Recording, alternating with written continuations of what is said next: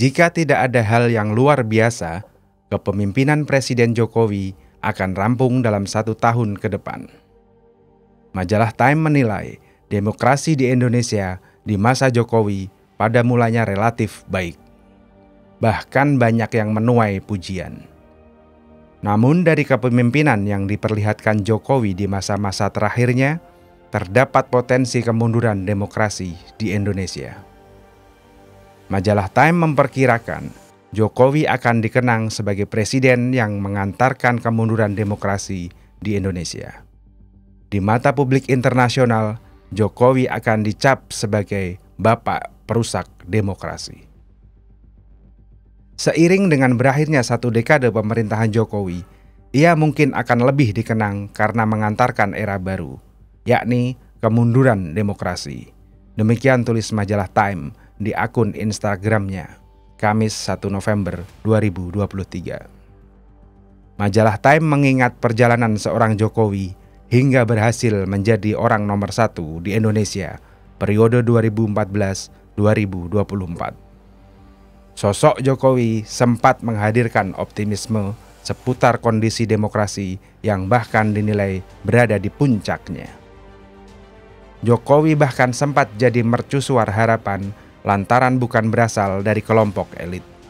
Namun, harapan itu mulai sirna seiring manuver Jokowi di akhir kepemimpinannya.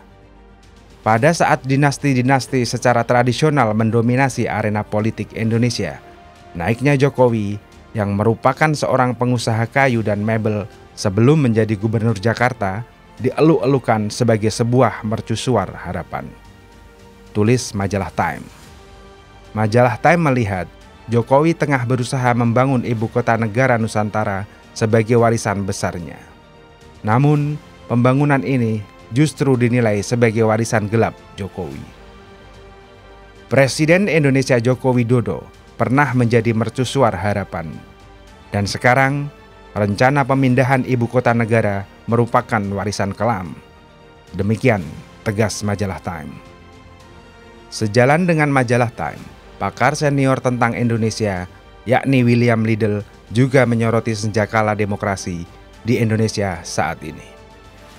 Bagi Profesor Liddell, pada mulanya Joko Widodo menjanjikan banyak harapan untuk memperbaiki Indonesia yang terseok-seok bangkit seusai reformasi 1998. Ketika Jokowi naik ke panggung politik nasional, Profesor Liddell melihatnya sebagai figur yang menjanjikan. Jokowi bukan bagian dari jaringan politik lama yang ditumbangkan mahasiswa pada tahun 1998. Ia datang dari keluarga sederhana dan meniti karir politik dari bawah. Dengan pragmatismenya, Jokowi terlihat hendak menciptakan masyarakat Indonesia yang adil dan makmur. Dengan melihat latar belakang seperti itu, Liddell bahkan memprediksi Jokowi menjadi presiden yang paling memakmurkan Indonesia setelah Soeharto. Kebijakan-kebijakan ekonomi mereka dianggap mirip dan berfokus pada infrastruktur untuk mendorong pertumbuhan ekonomi. Profesor Liddell pun mengaku sebagai pengamat Indonesia yang mengagumi mantan wali kota Solo, Jawa Tengah itu. Tetapi Jokowi berubah.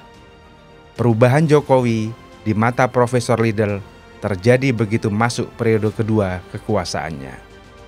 Jokowi yang pernah mengatakan tidak takut lagi membuat kebijakan-kebijakan di masa jabatan keduanya, rupanya memulai periode kedua pemerintahannya dengan menghancurkan Komisi Pemberantasan Korupsi.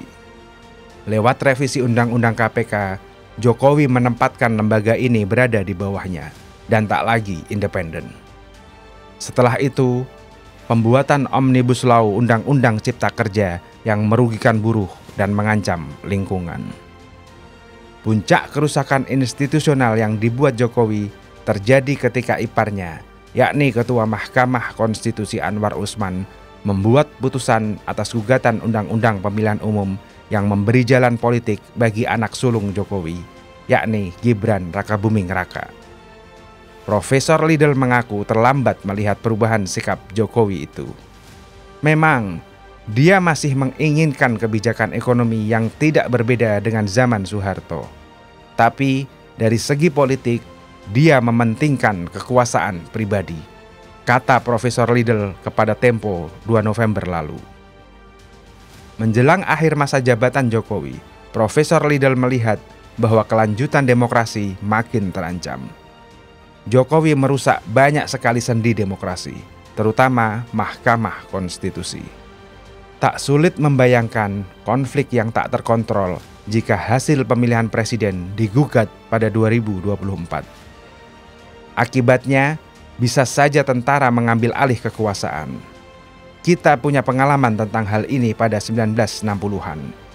Dan hal itu bisa saja terjadi lagi. Dalam pandangan Profesor Liddle, ada sejumlah perilaku Jokowi yang merusak demokrasi sejak awal masa jabatan kedua. Misalnya, KPK dihancurkan. Tak ada lagi KPK yang jujur. Tapi, mungkin yang menimpa Mahkamah Konstitusi yang paling penting sekarang. Sebab, MK lah yang akan menentukan keputusan seandainya Prabowo kalah dan menggugat. Prabowo sudah 2 kali kalah. Seandainya dia kalah lagi, kemungkinan besar dia akan menggugat. Banyak prediksi yang mengatakan dia akan menang. Tapi, kalau tidak menang, bisa saja dia menggugat. Pada waktu itu, kita belum jelas apa yang bisa terjadi. Jangan-jangan saya terlalu takut. Tapi itu memang salah satu kemungkinan. Demokrasi di Indonesia masih muda, baru 20 tahun. Dan sebelumnya, ada demokrasi tahun 1950-an yang tidak berjalan lama karena dibunuh tentara dengan alasan macam-macam. Demikian jelas Profesor Liddle. Dari sini, kita bisa katakan bahwa Jokowi di masa menjelang akhir jabatannya bisa dikatakan telah merusak Jokowi awal yang digadang-gadang akan memajukan demokrasi dan ekonomi Indonesia. Kita semua tentu berharap Jokowi tak mengakhiri masa jabatannya sebagai presiden dengan julukan Bapak Perusak Demokrasi Indonesia.